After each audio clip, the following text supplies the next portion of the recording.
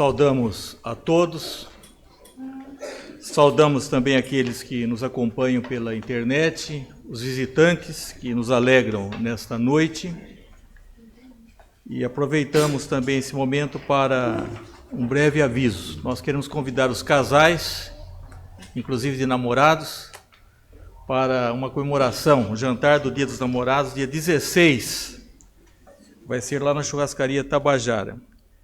Maiores informações e adesão com a nossa irmã Bernadette. E hoje nós teremos a celebração da Santa Ceia do Senhor. Vamos iniciar o culto com o prelúdio.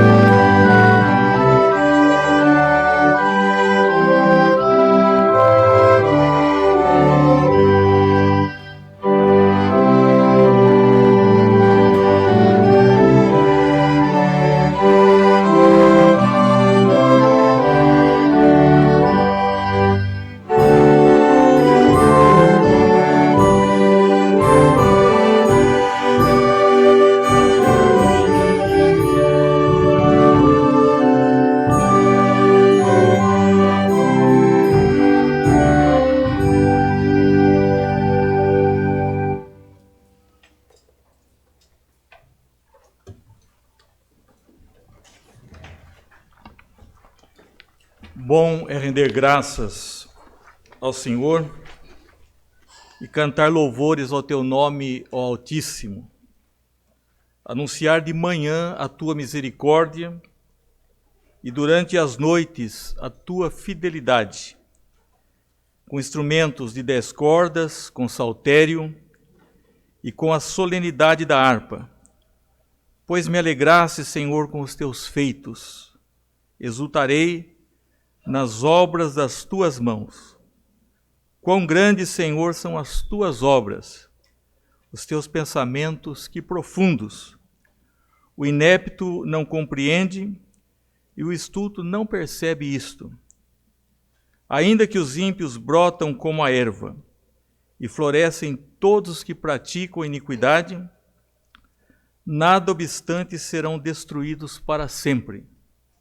Tu, porém, Senhor, és o Altíssimo eternamente. Cantemos o hino de número 3.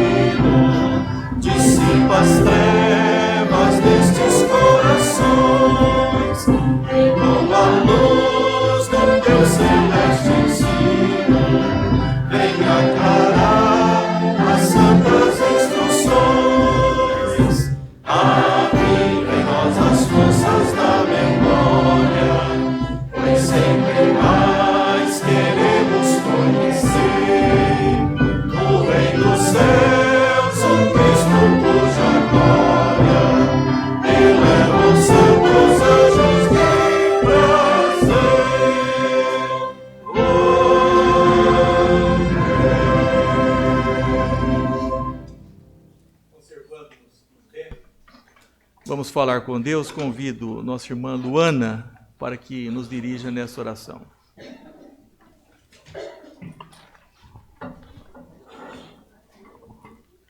Senhor Deus, meu Pai, meu Senhor, ó Deus, estamos alegres porque estamos na Tua casa, ó Pai. Aceita agora este culto que Te oferecemos, ó Deus, abençoa cada cântico, a mensagem que iremos ouvir, ó Pai. Prepara desde já os nossos corações, ó Deus, para que possamos sair daqui conhecendo mais a Tua palavra, Senhor, e cheios do Teu Espírito Santo. Abençoa este culto, recebe, ó Deus, é o que nós te pedimos e agradecemos em nome de Jesus. Amém. Amém. Poder sentar-vos.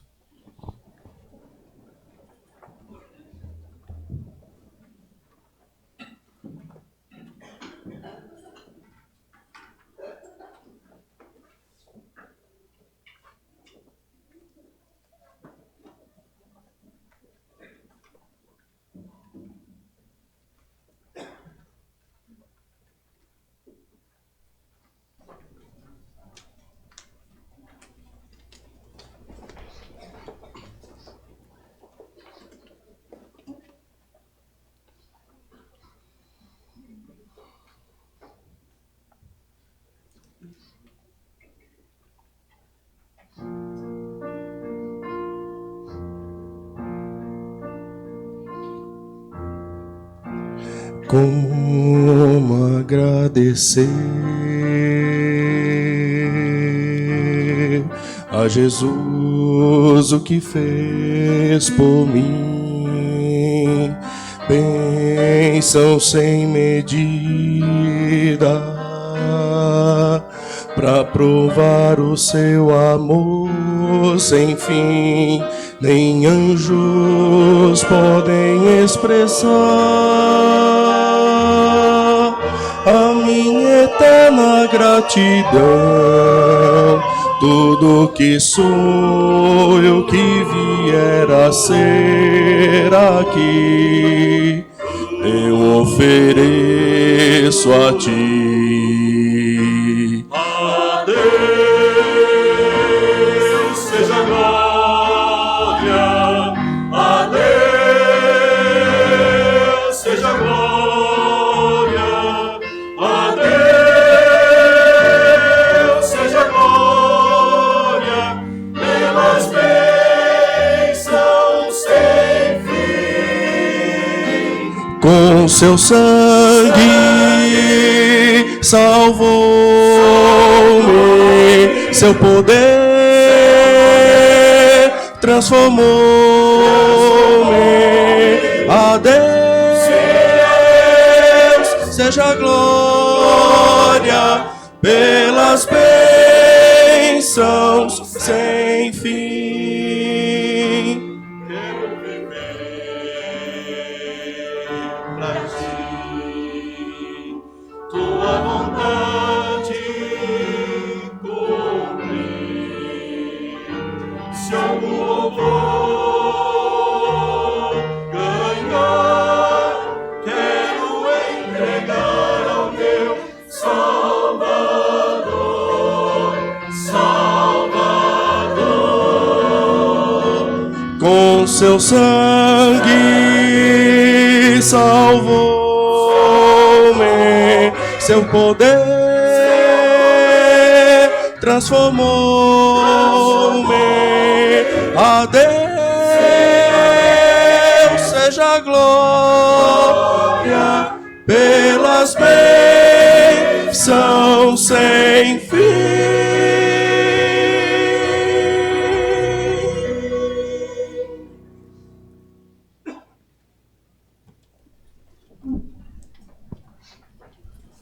Preparando-nos para o momento de confissão de pecados, nós leremos na carta aos Efésios, capítulo 4, a partir do versículo 25.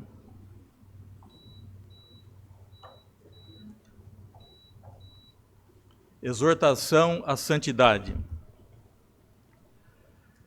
Por isso, deixando a mentira, fale cada um a verdade com o seu próximo, porque somos membros uns dos outros. Irai-vos e não pequeis.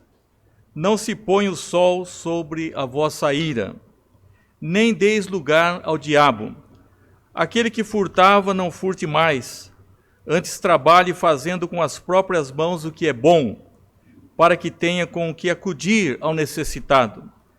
Não saia da vossa boca nenhuma palavra torpe, e sim unicamente a que for boa para a edificação, conforme a necessidade, e assim transmita graça aos que ouvem.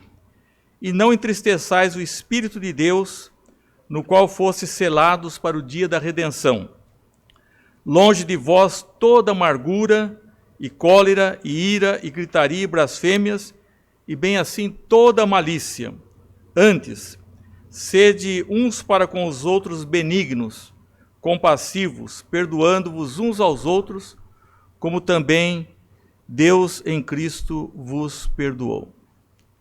Meus irmãos, nesse texto preparatório, nós vemos que algumas coisas têm que estar longe de nós. A primeira coisa que o apóstolo Paulo aqui está falando é sobre a falsidade. Deixando a mentira, fale cada um a verdade com o seu próximo. Nós vivemos num mundo de falsidade, mas isso não pode existir no nosso meio, porque diz que somos membros uns dos outros. Nós somos o corpo de Cristo e devemos agir com lealdade uns para com os outros. Diz: irai-vos e não pequeis, e não se ponha o sol sobre a vossa ira. A ira, ela é uma justa indignação diante de alguma ocorrência, algumas coisas que causam essa indignação. Mas diz que nós devemos irar e não pecar. Mas dificilmente a nossa ira não é pecaminosa. Às vezes é desordenada, é uma ira que deve ser também banida. E diz: não se põe, mesmo que nós sejamos irados com algumas coisas, antes que o sol se ponha, nós devemos estar com o nosso coração em paz. Diz: não deis lugar ao diabo. O diabo quer aproveitar esses problemas de relacionamento, muitas vezes, por causa de oportunidades que se dá a ele. E uma tradução para o diabo é de assassino. Ele pode matar a reputação, ele veio para roubar, para matar. E aquele que furtava, não furte mais, mas para acudir ao necessitado, trabalhe. Nós vemos que esse mandamento tem sido transgredido reiteradamente, o furto, e tem sido tirado das pessoas que mais necessitam, às vezes da saúde, da merenda escolar e outras formas de furtos que existem. Diz: não saia da vossa boca nenhuma palavra torpe.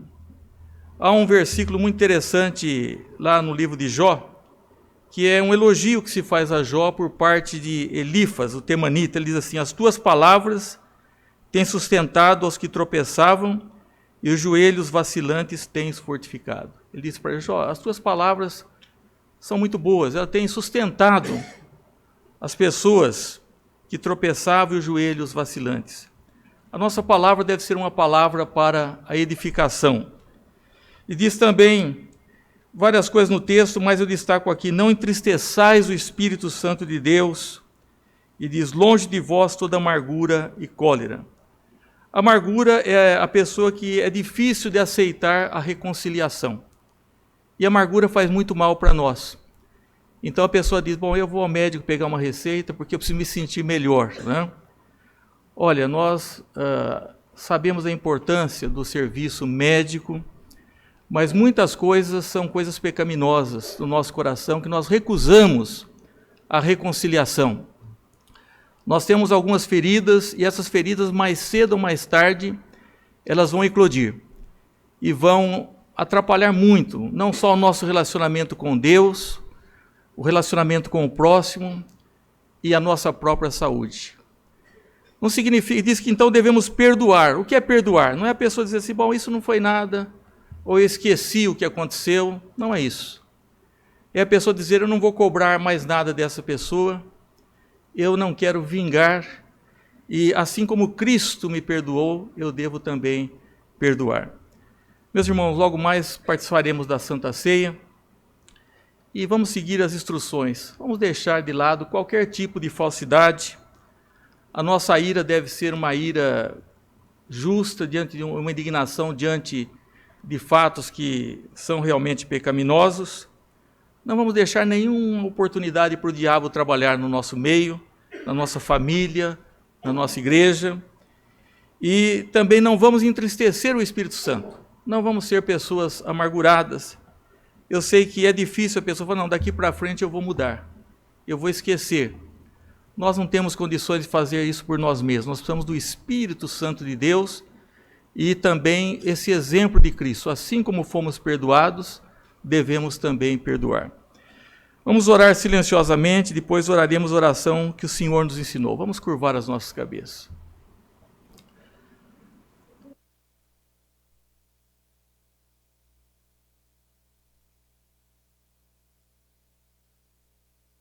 Santificado seja o teu nome, venha o teu reino, seja feita a tua vontade, assim na terra como nos céus. O pão nosso de cada dia nos dai hoje. Perdoa as nossas dívidas, assim como nós perdoamos os nossos devedores.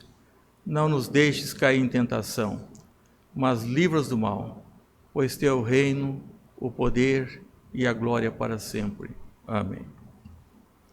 Vamos louvar o Senhor com cânticos.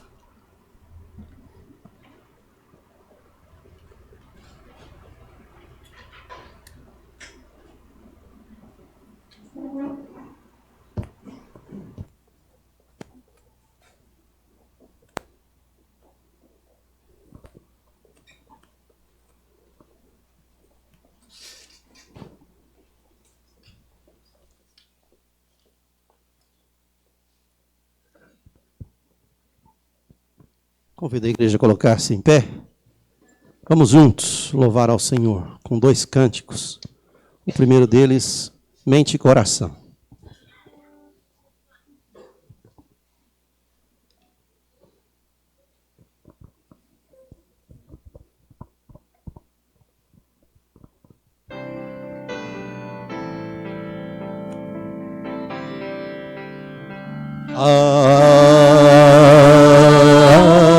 Como é bom poder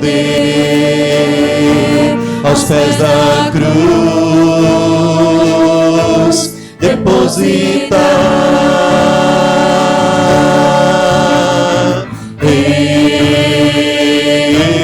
este meu fardo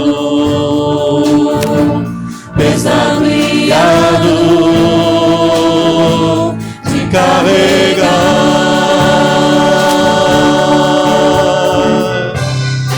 Ter que andar ansioso de nada senão a Deus tudo levar em grata e suplice oração.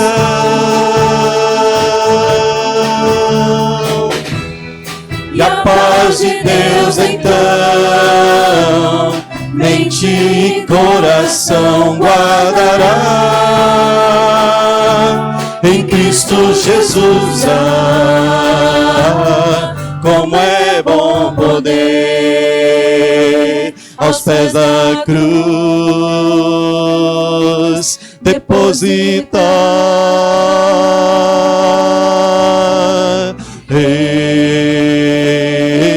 este meu fardo pesado e árduo de carregar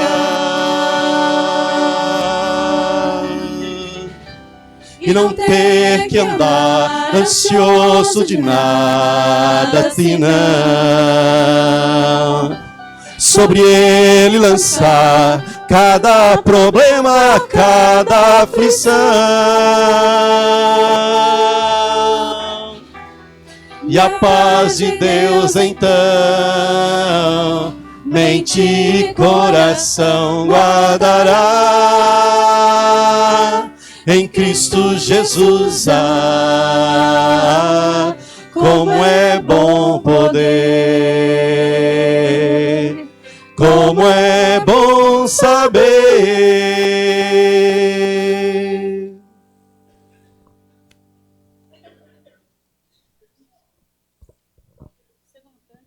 Gratidão.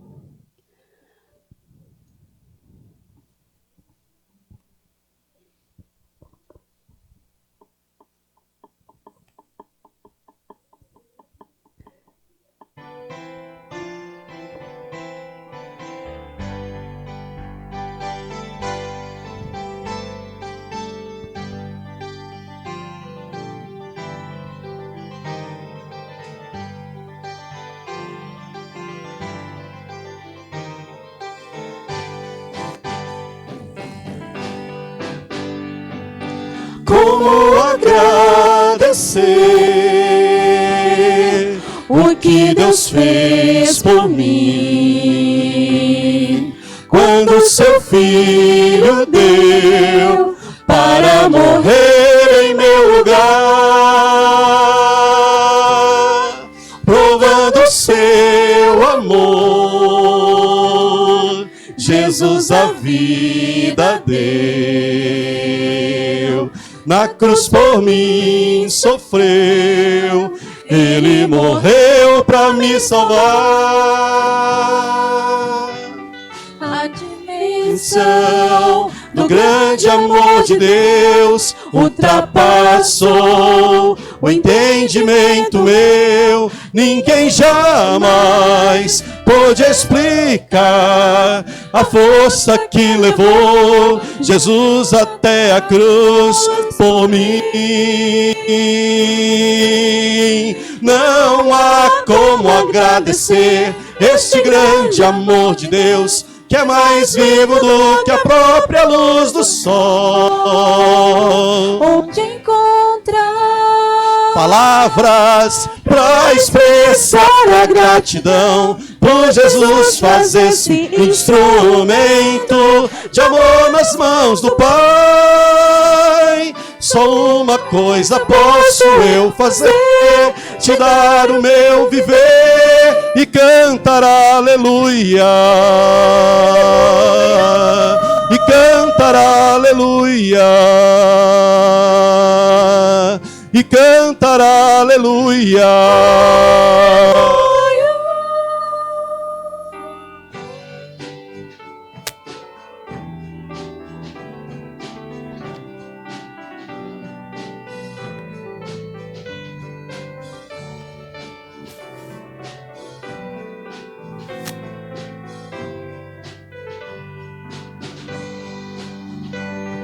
A dimensão do grande amor de Deus ultrapassou o entendimento meu. Ninguém jamais pôde explicar a força que levou Jesus até a cruz por mim.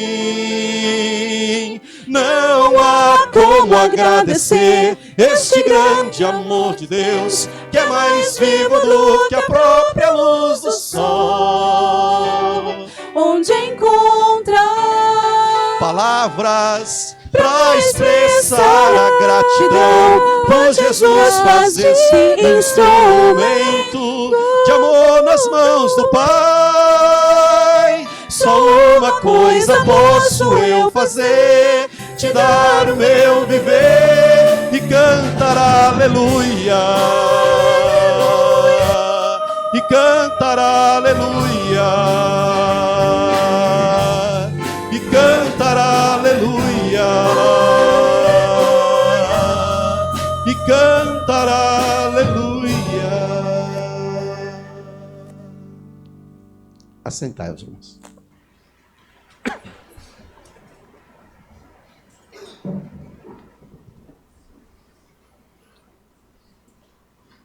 O salmista diz: grandes coisas fez o Senhor por nós. Cada cristão tem um testemunho a dar de que Deus fez grandes coisas por nós. Deus tem feito grandes coisas por nós.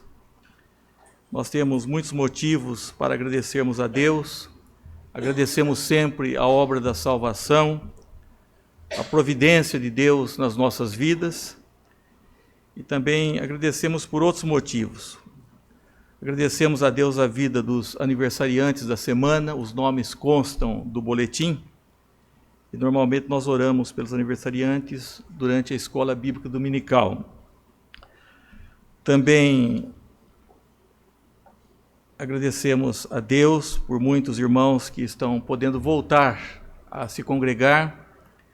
Nós sabemos que a enfermidade tem atrapalhado muitas pessoas, mas ainda temos pessoas enfermas na nossa comunidade ou ligadas às pessoas da nossa comunidade, familiares, e a Bíblia diz que nós devemos orar pelos enfermos. Então nós faremos isso agora também, E, como motivo de gratidão, nós agradecemos também os novos membros da igreja. Hoje pela manhã foi admitido por batismo infantil o Felipe, filho dos nossos irmãos Lívia e Francisco. Batismo realizado, oficiado pelo pastor Ezequiel, da igreja de Araraquara. E agora à noite estamos apresentando a igreja. Foram recebidos na última reunião do conselho 2 jovens. Eu gostaria que eles viessem à frente para que fossem vistos, né? O Marcos e o Paulo Roberto. Né? Não sei se eles estão aqui, estão. Né? Eu acho que o Paulo Roberto não veio hoje.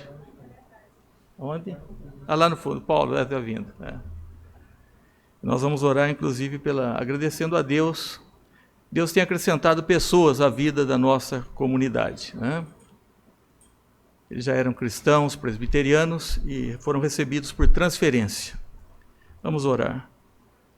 Ó Deus, graças te damos pela tua misericórdia, porque tu és o nosso Deus, Deus santo, Deus que se preocupa conosco, não só com a criança, mas com o adulto, com o idoso, com todos. E agradecemos, Senhor, a vida em comunidade, para que possamos vivê-la na comunhão.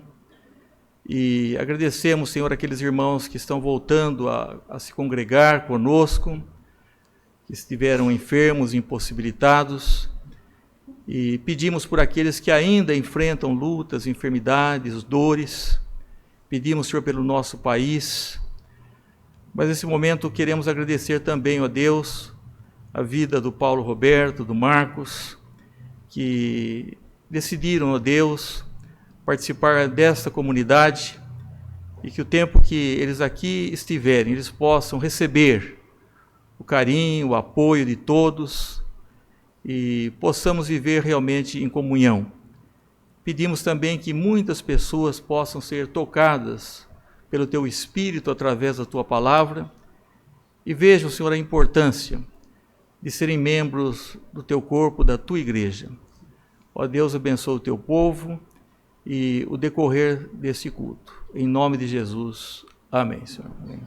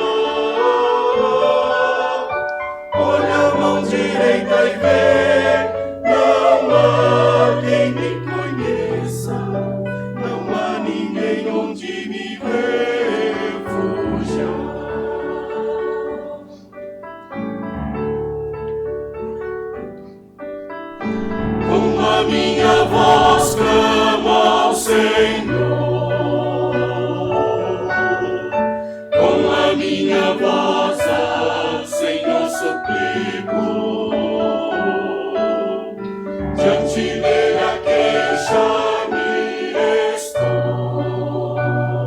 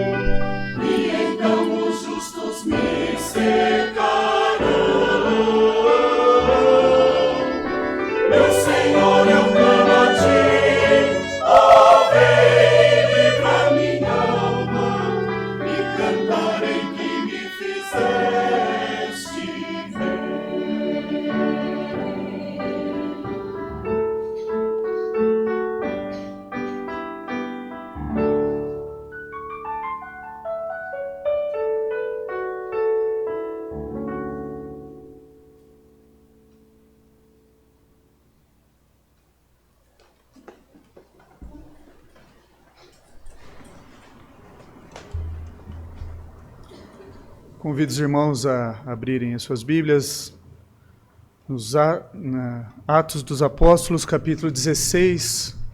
Nós leremos de 11 a 40. Livro dos Atos dos Apóstolos, capítulo 16, dos versículos 11 ao versículo 40.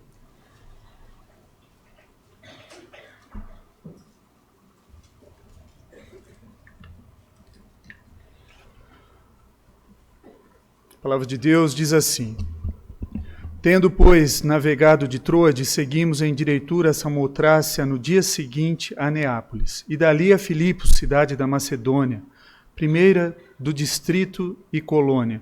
Nessa cidade permanecemos alguns dias. No sábado saímos da cidade para junto do rio, onde nos pareceu haver um lugar de oração, e assentando-nos falamos às mulheres que para ali tinham concorrido. Certa mulher, chamada Lídia, da cidade de Tiatira, vendedora de púrpura, temente a Deus, nos escutava. O Senhor lhe abriu o coração para atender às coisas que Paulo dizia. Depois de ser batizada, ela e toda a sua casa nos rogou, dizendo: Se julgais que eu sou fiel ao Senhor, entrai em minha casa e aí ficai. E nos constrangeu a isso.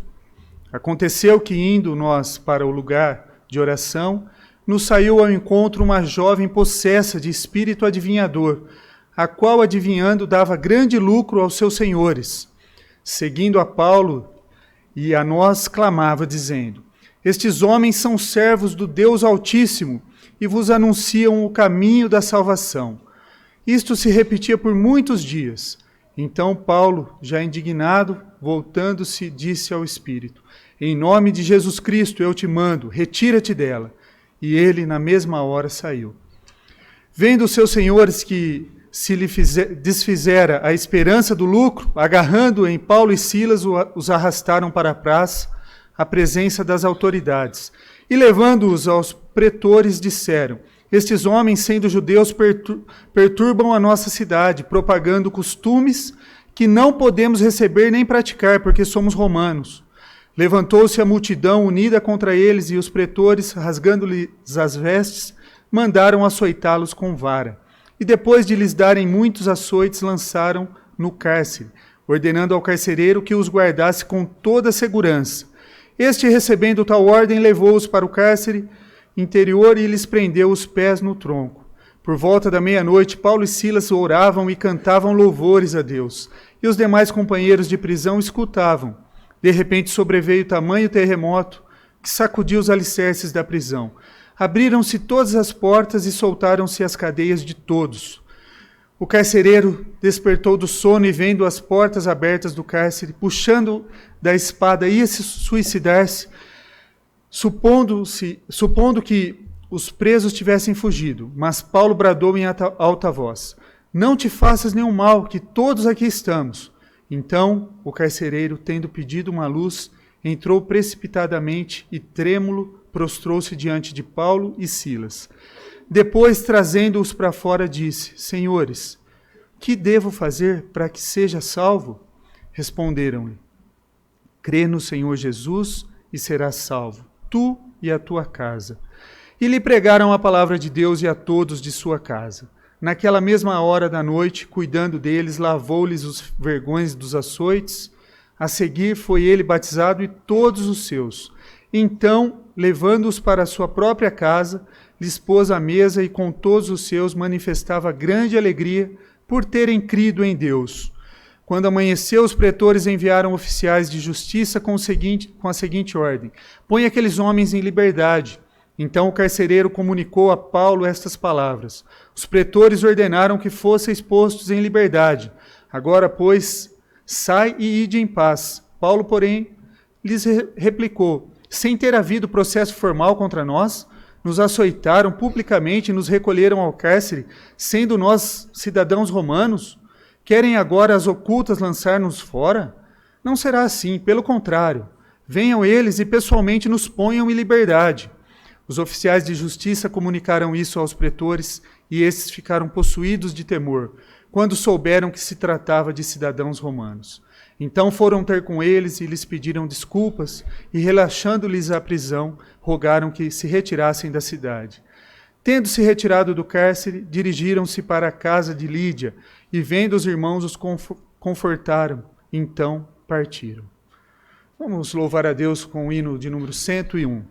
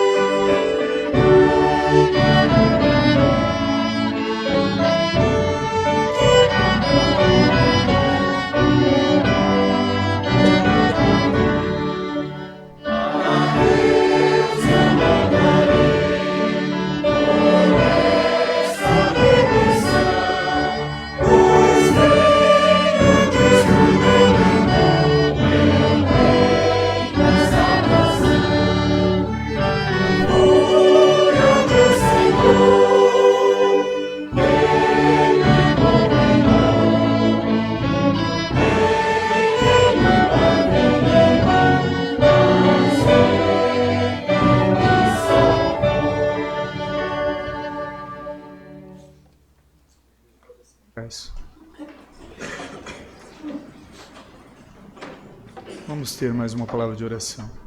Santo Deus e eterno Pai, pedimos, ó Pai, que o Teu Espírito venha, ó Pai, utilizar o Teu servo, abrir corações, ó Pai, que ouvirão a Tua mensagem, Senhor. Tua palavra foi lida e será exposta agora, Senhor. Venha nos abençoar. Em Cristo Jesus que oramos. Amém, Senhor.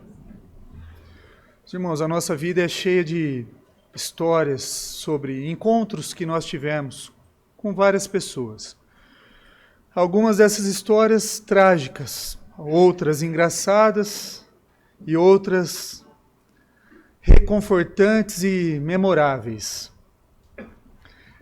Em Atos 16, nós lemos a história de 3 pessoas que Paulo e Silas encontraram em sua segunda viagem missionária. E essas pessoas viviam em Filipos. E cada história tem algo para nos ensinar. Paulo e seus companheiros, eles foram capazes de fazer uma viagem rápida, marítima, de Troade através da ilha de Samotrácia, onde fizeram uma pernoite, e depois foram para Neápolis, a moderna Kavala, e o porto de Filipos ficava a 16 quilômetros dali. E aparentemente, em Filipos não havia muitos judeus, porque eles não encontraram sinagoga. E para que tivesse uma sinagoga era necessário que tivessem 10 judeus Como não havia sinagoga, Paulo e Silas, com Timóteo e Lucas também, que talvez fossem residentes de Filipos, foram até o portão da cidade, perto do rio, onde esperavam encontrar um lugar de oração. E nos deparamos com o nosso primeiro encontro. Uma mulher chamada Lídia. Aparentemente, Lídia, mulher influente, possivelmente rica, ela lidava com materiais caros, né? Geralmente eram usados por dignitários. Ela tinha quartos de hóspedes, tinha criados. Ela foi chamada de adoradora de Deus. Isso provavelmente significava que ela buscava o Deus de Israel, mas ela não era judia. Paulo e Silas provavelmente participaram da adoração e esperaram para ser convidados a falar. E quando tiveram a oportunidade de falar, eles contaram que estavam reunidos sobre Jesus, o tão esperado Messias. Nosso texto diz: o Senhor abriu o coração dela, de Lídia. Paulo era o pregador, Paulo falava, mas foi Deus quem abriu o coração daquela mulher. Precisamos lembrar que é nosso trabalho o quê? Compartilhar a mensagem de Cristo. Mas somente Deus pode abrir o coração. Somente Deus pode modificar o coração humano. Nós não podemos acreditar na salvação de outro. Podemos apenas desfrutar do privilégio de participar o quê? Da obra de Deus. Lídia recebeu a mensagem da salvação, a mensagem de Cristo. E ela e todos da sua casa foram batizados. É possível que isso inclua funcionários, crianças. Essa passagem também levanta algumas questões.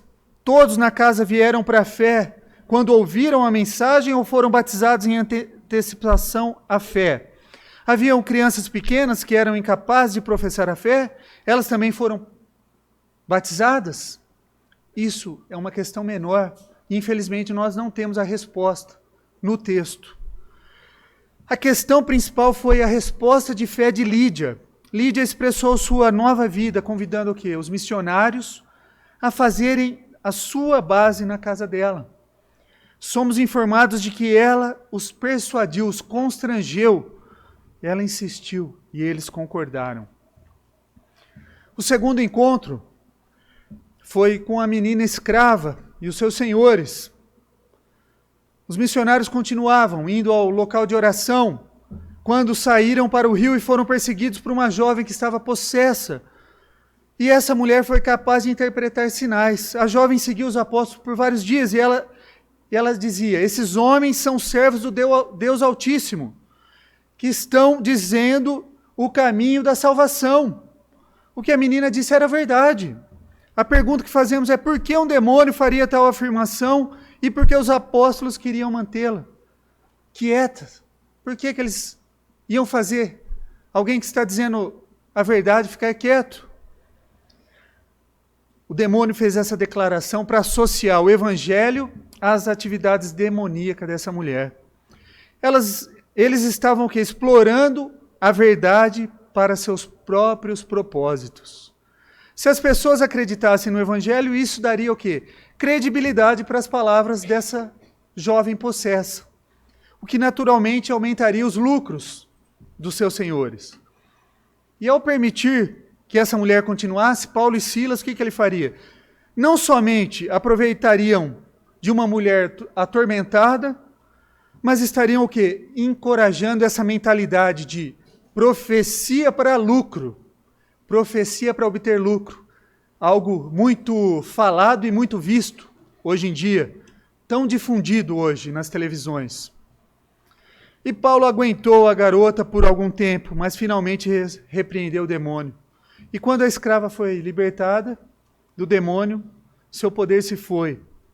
Os homens que exploravam ela ficaram indignados, porque iam perder a sua fonte de lucro. Então, agarraram Paulo e Silas, os arrastaram, levaram aos pretores e, convencendo eles, disseram: esses homens são judeus e estão tumultuando a nossa cidade, defendendo costumes ilegais para nós, romanos, a aceitar e a praticar.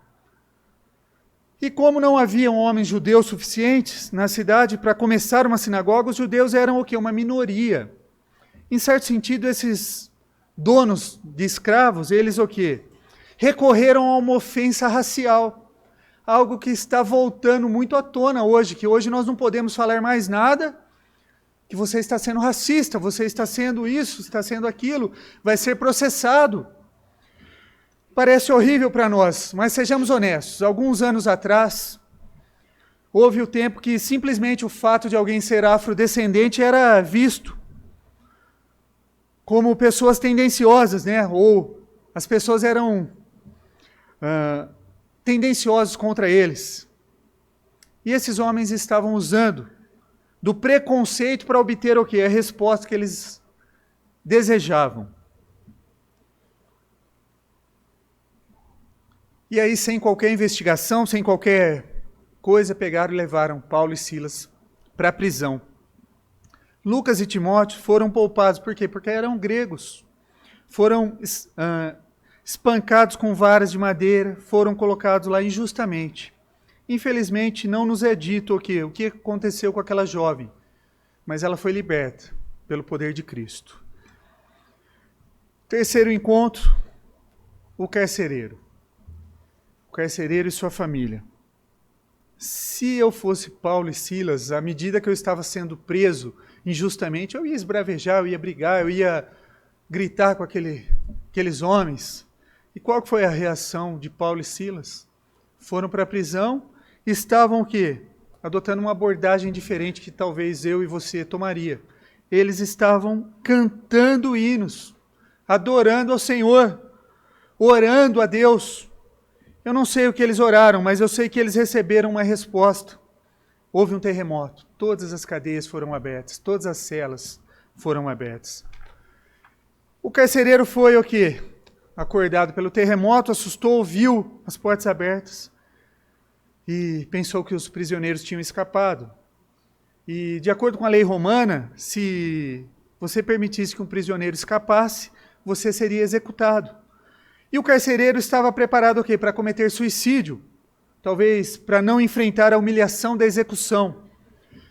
Paulo chamou o carcereiro, os prisioneiros não haviam escapado, e talvez os outros prisioneiros fossem mantidos na cela por medo. E percebendo que essas coisas aconteceram por causa das orações daqueles homens. A oração, meus irmãos, ela encontra uma resposta em Deus. É Deus que responde às nossas orações. E nós temos isso claramente na Bíblia. É possível que eles tenham ficado em suas celas, por quê? Porque eles queriam ouvir mais sobre Deus. O Deus que traz esperança, salvação para todos os que acreditam. Aí o carcereiro foi até Paulo e Silas e perguntou: o que eu devo fazer para ser salvo? O que eu devo fazer para ser salvo? Olha que pergunta é essa. Essa é a grande pergunta. O que eu preciso fazer para ser salvo? Nós não podemos deixar de perguntar. O que ele quis dizer com a pergunta dele? O homem poderia muito bem estar perguntando sobre o seu destino eterno, mas ele também poderia estar perguntando: como eu posso ser salvo do problema que eu arrumei com essas celas abertas, que vai resultar da possível fuga desses prisioneiros? Podia ser uma das duas coisas. Para ficar mais claro para os irmãos, pense comigo. Suponha que uma pessoa seja diagnosticada com uma doença terminal. Ele olha para você e ele pergunta: como que eu posso ser salvo? Ele já foi diagnosticado com uma doença terminal. O que eles estão perguntando? Eles estão perguntando sobre a eternidade ou sobre a superação da doença em seu corpo? Suponha que seu filho estivesse com problemas e você dissesse: por favor, salve meu filho. Você estaria pedindo a alguém para compartilhar o evangelho com seu filho? Ou você estaria o quê? Pedindo para que a pessoa livrasse o seu filho do problema que ele se encontra? É interessante que Paulo não se preocupou com o sentido da pergunta. Para ele, pouco importava. Paulo sabe qual a real necessidade desse homem, que era encontrar uma nova vida através de Cristo. E Paulo aponta para as atuais circunstâncias, para a eternidade. Observe como Paulo responde à pergunta. Paulo não disse, seja bom, se esforce, vá à igreja. Não. Em vez disso, a resposta é simples e direta. Crê no Senhor Jesus e serás salvo, tu e a tua casa. E aqui está novamente, salvação somente em Cristo, somente pela graça, somente pela fé, somente para a glória de Deus. Jesus é o único caminho para a salvação. Único, não há outro. O carcereiro levou os homens, a sua família, e todos ouviram a mensagem do Evangelho.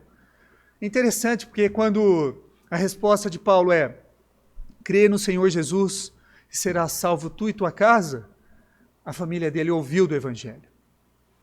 A fé vem pelo ouvir e ouvir da palavra do Senhor. E essa oferta de salvação não era apenas para o carcereiro, mas também estava disponível para toda a casa dele. Eles creram e imediatamente o fruto de uma vida transformada era evidente. Eles lavaram as feridas daqueles homens. E então Paulo e Silas batizaram toda aquela casa. Eles saíram para uma fonte, para um rio, usaram a água que estava na bacia. Seus filhos estavam envolvidos? Mais uma vez nós não sabemos. E é uma questão menor também. O batismo não regenera ninguém. Nós vimos isso hoje cedo. Nós temos visto isso na sala de doutrina. Mas ela é uma expressão de um ser regenerado e uma aliança com a família para os seus infantes. E na manhã seguinte, o que aconteceu? Os líderes romanos, percebendo que não tinham nenhum motivo real para manter aqueles homens sob custódia, disseram ao carcereiro que os libertassem. E aí Paulo e Silas falaram, não vou ser solto não. Eles queriam uma desculpa pessoal. Eles receberam seu pedido de desculpa por causa da lei. Um cidadão romano não poderia ser preso sem antes passar por um julgamento. Por lei, um cidadão romano não pode ser interrogado por espancamento ou tortura. Por lei, um cidadão romano sempre teve o direito de apelar para Roma.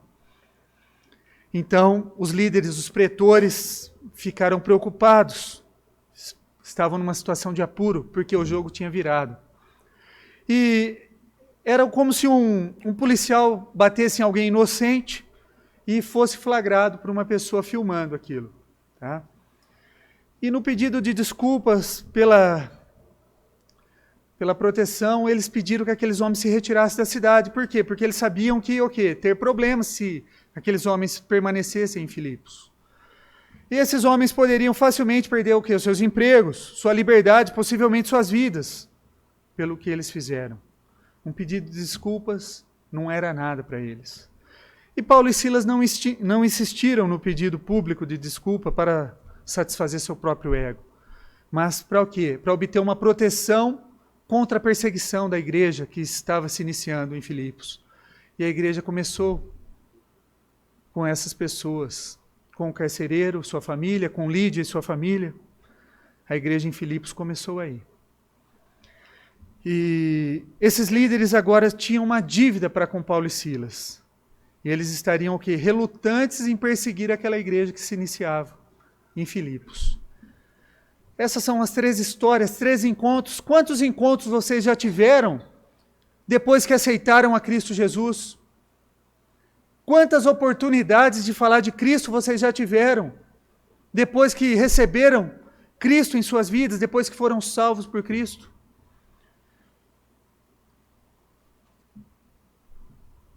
Desses 3 encontros nós tiramos lições para a nossa vida. Primeiro, vemos que o Evangelho é para todos os grupos de pessoas. E nós estamos vivendo um dia que o preconceito está correndo solto. Todos nós temos perfis, né? Medimos um ou outro pelo perfil dele. Perfil econômico, experiência, política, outras coisas, raça. Nós tentamos rotular todo mundo, porque nós fomos criados para rotular, para competir, para classificá-los. Goste ou não, temos a tendência de ver o quê? Umas pessoas mais do que as outras, mais merecedoras do que as outras. O Evangelho de Jesus não é para os privilegiados, é para quem quer, para quem acredita. Nessa passagem vemos que o Evangelho é estendido para uma mulher rica, de negócios, uma escrava perturbada e um carcereiro que na época era marginalizado pela sociedade. Paulo não dispensou nem mesmo o carcereiro. Ele viu todos como pessoas necessitadas da graça de Deus. E o Evangelho de Jesus está disponível para você, para o seu inimigo, para o seu concorrente. Nós não somos salvos por causa do nosso passado. Somos salvos por sua graça. Existe alguém que você tenha desprezado nesses encontros que você teve? Você precisa se arrepender e ver essa pessoa com os olhos do Mestre. Em segundo lugar, nós vemos o egoísmo desenfreado do coração humano. No relato da mulher escrava, nós vemos como as pessoas podem ser implacáveis. Esses homens pegaram uma mulher endemoniada, em vez de tentar ajudá-la, exploraram ela para ganhar dinheiro. E quando Jesus a libertou de sua prisão, os homens não ficaram felizes. Foram atrás daqueles usados como instrumentos de Deus para o quê? Para persegui-los, porque eles interromperam a fonte de lucro que eles tinham. E recorreram ao fanatismo da mentira para quê? Para ganharem. Então, muita gente pode estar usando pessoas para falar a verdade, entre aspas, para enganarem aos outros, para usarem mentiras como fonte de lucro. É lamentável que vivamos dias em que as pessoas ainda se afundam nas mínimas e imagináveis coisas a fim do quê? De satisfazer a cobiça. Vemos a televisão promovendo os tipos mais básicos de relacionamento de pecado, a blasfêmia transmitida, a imoralidade é chamada de entretenimento, tribunais legalizando o pecado, a fé, os órgãos religiosos abandonaram as suas posições de âncora para o quê? Para a sociedade. E em vez disso optaram o quê? Por se tornar veleiros de ventos da opinião pública. Infelizmente, muitas igrejas estão assim, seguindo os ventos da opinião pública. Celebridades religiosas distorcem a verdade para obter lucro, ou para chamar ou atrair uma multidão. E nós iniciaremos no próximo domingo uma revista da Escola Dominical que trabalhará muito sobre esse assunto.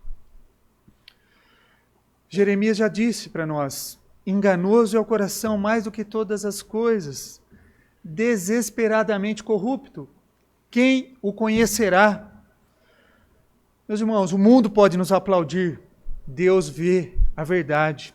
Enquanto os outros se apaixonam pela apresentação retocada das nossas vidas, Deus conhece o nosso coração. Nós devemos ser o quê? Honestos sobre o nosso próprio pecado. Não devemos o quê? Surpreender com atos pecaminosos daqueles que nos rodeiam. Não devemos nos esquecer que, a parte da graça de Deus, poderíamos facilmente ser tão perversos quanto os mais perversos que estão entre nós. Em terceiro lugar, vemos uma resposta apropriada para os tempos difíceis. Paulo e Silas poderiam ter reclamado quando foram presos. Em vez disso, escolheram cantar e adorar e orar a Deus. Outros prisioneiros escutaram. E a tradução dessa palavra escutar aqui é escutar atentamente, ouvir atentamente o que estava sendo dito. Paulo e Silas se recusaram a deixar as circunstâncias ditarem a resposta para a vida deles. Eles confiaram no Senhor, eles acreditaram que Deus estava no controle da vida deles.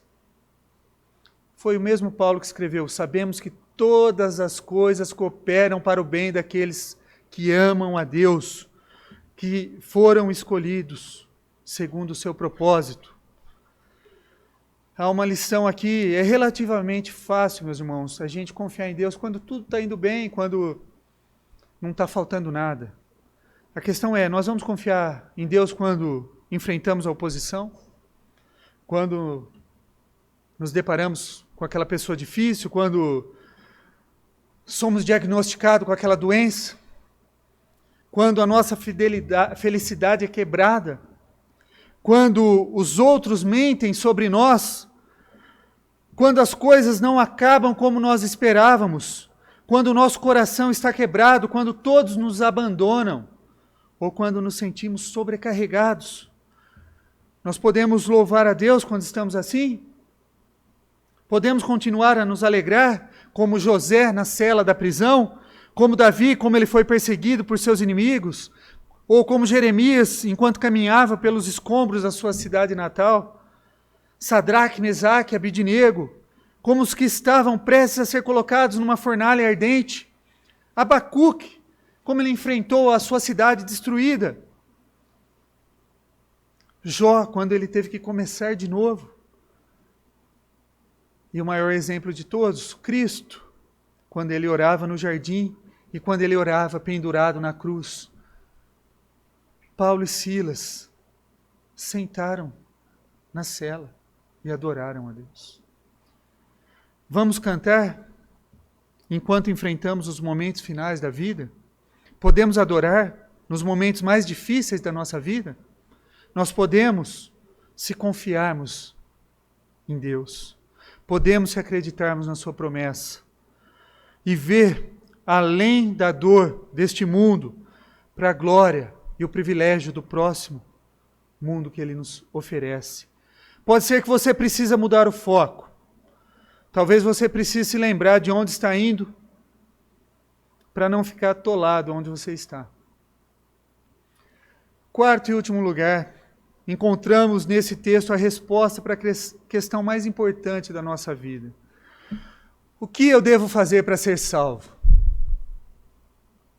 Há muitas pessoas que querem ser salvas, muitas. Eles querem ser salvos do tédio, da dívida, de comer muito, das doenças, do desconforto, da possibilidade de morrer. A mensagem do Evangelho oferece para nos salvar da maior ameaça que poderíamos enfrentar. A Bíblia oferece para nós, para nos salvar do nosso pecado, da ira de Deus, que é o resultado do nosso pecado. O caminho da salvação, ele não é complicado. Paulo explicou isso com clareza. Crê no Senhor Jesus e será salvo.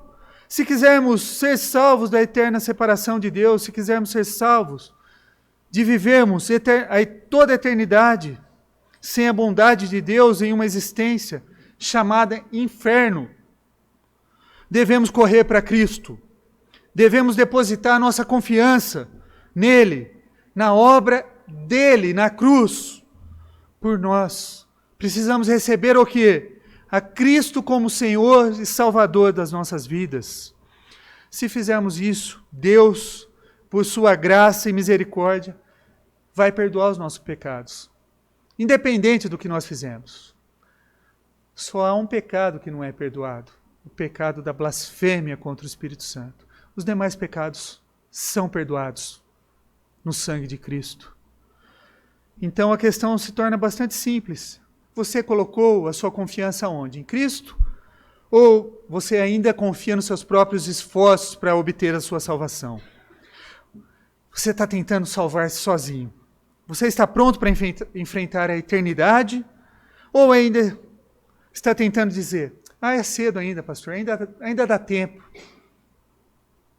Você está mais preocupado com questões secundárias ou com o estado da sua alma? Agora é a hora, meus irmãos. É a hora de parar com a futilidade. É a hora de receber aquele que perseguiu você e amou por toda a sua vida. É a hora de parar de fugir de Deus e correr em direção a Ele. É a hora de começar a confiar em Jesus. Esses personagens que nós falamos aqui, eles fundaram uma igreja. E eles trabalharam naquela igreja. Começou ali, com 3 famílias. E a igreja cresceu. Acredite que o sacrifício de Cristo foi suficiente para o seu pecado. Acredite que Ele te fará novo, te guiará para a vida eterna. Não se preocupe com as palavras que você vai dizer. Esqueça o que os outros podem pensar de você. Agora, concentre-se apenas no Senhor. Confesse a Ele o seu pecado. Confesse honestamente e receba a sua graça com gratidão. Se você fizer isso, você vai o quê? Encontrar uma nova vida. A sua vida vai se transformar. E como resultado dessa transformação, a sua família pode ser transformada também. Que Deus nos abençoe, que Deus nos ajude a ter esse encontro com Cristo. Amém.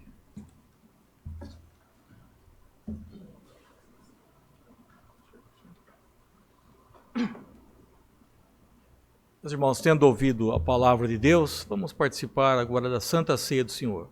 Convido os presbíteros para que venham à frente.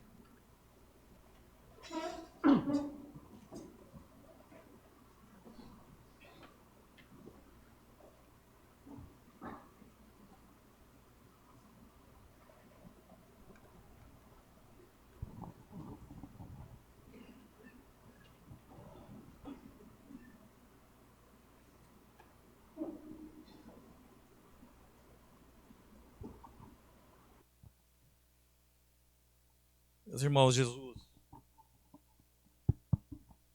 Jesus disse: chegada a hora, pôs Jesus à mesa com ele e os apóstolos e disse-lhes: tenho desejado ansiosamente comer convosco esta Páscoa antes do meu sofrimento, pois vos digo que nunca mais a comerei, até que ela se cumpra no reino de Deus. Foi um momento aguardado por Jesus, de participar juntamente com os seus apóstolos. Ele pregou o evangelho para todos, mas na hora da ceia ele estava com aqueles que eram deles. O evangelho é para todos, mas nós somos chamados para comungarmos com ele como seu povo, como sua igreja. E Jesus disse: eu desejei muito esse momento, antes do meu sofrimento. Eu nunca mais vou comer, vou participar dessa Páscoa com vocês, a não ser quando se cumprir no reino de Deus. E foi na noite da Páscoa que ele instituiu a ceia. Isso nos lembra a morte dos primogênitos, quando eram livres os primogênitos, cujas casas se passava o sangue nas portas, nos umbrais das portas. Nós também podemos ser livres, somos livres através do sangue de Cristo. A ceia, ela fala do passado, ele diz: fazer isso em memória de mim. Porque ele iria para o Pai, Jesus está corporalmente nos céus, de onde virá para julgar os vivos e os mortos. Ele está corporalmente lá. Mas ele está presente também aqui conosco espiritualmente. E ele disse: todas as vezes que fizerdes isso, anunciais a morte do Senhor. A ceia é uma pregação que fala daquilo que Jesus fez por nós, da sua obra vicária. E o sangue de Cristo nos purifica de todo pecado. E diz que nós devemos fazer isso até que ele volte. Isso é, nós olhamos para a parousia, para aquele dia, para a ceia do Cordeiro, e quando todas as coisas serão restabelecidas, o reino de Deus nos mostra que é maior que a nossa salvação pessoal, mas será um encontro de todos os filhos de Deus, daqueles resgatados pelo sangue de Jesus Cristo. Nós obedecemos esse mandamento e fazemos isso em memória de Cristo, mas também sabemos que verdadeiramente, realmente, Jesus, ele se oferece por nós, ele está conosco de maneira espiritual. Vamos orar pedindo que Deus nos abençoe e separe essa parte do alimento que vai ser tomada pelo seu povo. Senhor, agradecemos-te mais uma vez a oportunidade de participarmos dessa Santa Ceia, conforme a tua vontade, o teu propósito. E nós fazemos isso, ó Pai, em memória do teu Filho Jesus. Vida preciosa, perfeita, sacrifício vicário, que se ofereceu uma única vez por todas para nos livrar do pecado. E também, ó Deus, nós ouvimos essa pregação, que a solução para essa doença que é o pecado, a doença de nascença, uma doença que leva à morte, que traz infelicidade. Nós só podemos resolver essa situação através do sangue de Cristo que foi derramado por nós, do seu sacrifício. Mas nós olhamos também, ó Deus, com alegria, com esperança, mesmo no mundo conturbado, para a concretização, quando estará estabelecido para sempre o reino do teu Filho, por toda a eternidade. As bodas do Cordeiro, aquela ceia que esperamos todos, pela misericórdia, pela graça, participarmos. Pedimos que abençoes a parte dos elementos que serão tomados agora pelo teu povo. Em nome de Jesus. Amém, Senhor.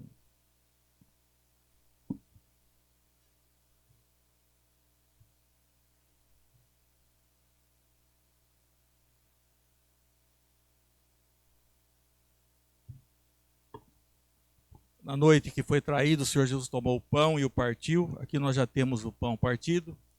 E deu aos seus discípulos e disse: fazer isto em memória de mim. Vamos participar então desse primeiro elemento.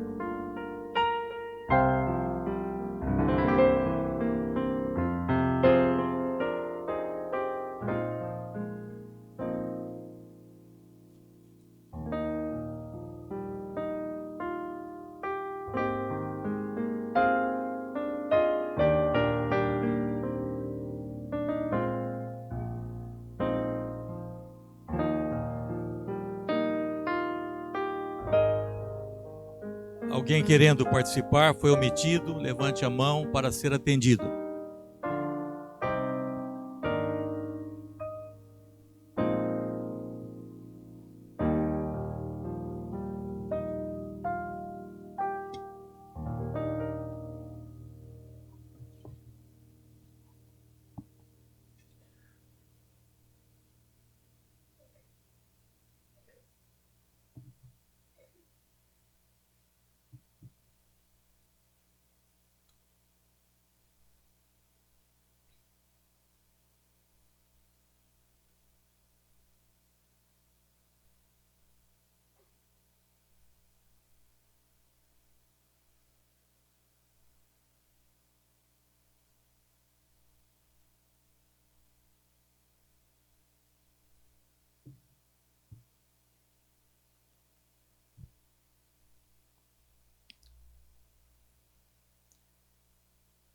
Jesus disse também que este cálice é a nova aliança no meu sangue. Fazei isso todas as vezes que o beberdes em memória de mim. Todos que participaram do primeiro elemento da ceia devem também receber o cálice.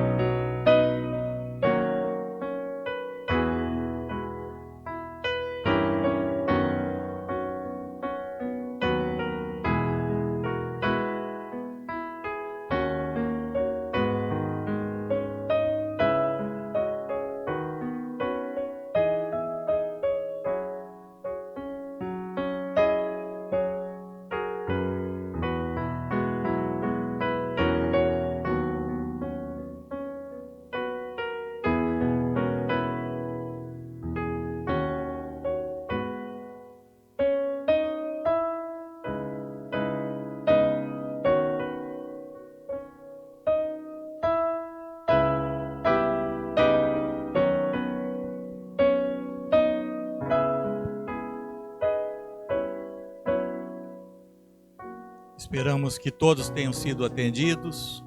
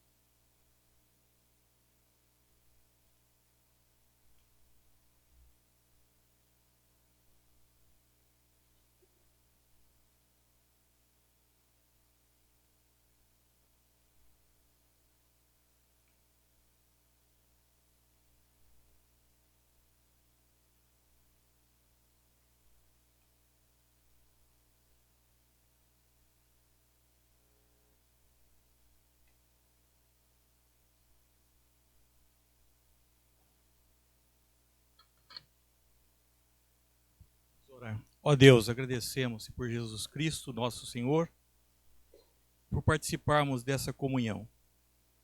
Que sejamos graciados com os benefícios que provém da pessoa do Teu Filho.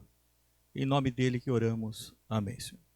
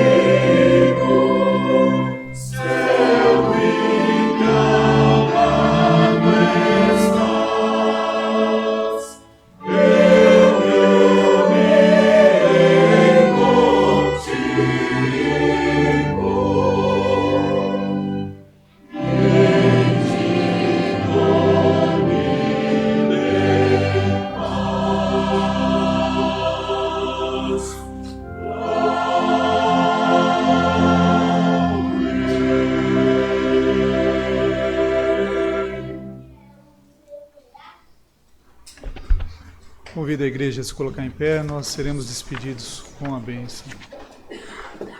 Irmãos, que a graça do nosso Senhor e Salvador Jesus Cristo, o amor de Deus o Pai e as ternas consolações do Espírito Santo sejam sobre vós e sobre todos aqueles que amam a Deus, hoje e para sempre. Amém.